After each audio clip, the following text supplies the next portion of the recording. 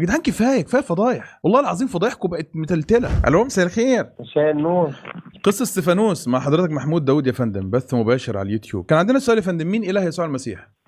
قصه استفانوس؟ ايوه قصه استفانوس، ما انت قلت مساء النور يعني سامعني. مين اله يسوع المسيح يا فندم؟ الناس سامعينك دلوقتي يا فندم. انت قلت الاول مساء الخير مساء النور، فانت رديت انت سامع. يخرب بيت فضايحكم يا جدعان، انتوا ما بتتكسفوش، انتوا وشكم مكشوف، انتوا ايه ما عندكم فيش دم هنا خالص. بس هنا مفيش مساء الخير مساء النور. الو الو الو الو الو. طبعا اتصل تاني. المفروض الطبيعي هو مش سامع اول مره، رغم ان هو سامع المفروض انه يرد بقى، ده في حاجه مهمه جدا. مكشوفين والله يا جدعان، كفايه كفايه فضايح، والله العظيم فضايحكم بقت متلتله. ما نشوف حاضر. تعالى قصه استفانوس. بسم الله الرحمن الرحيم.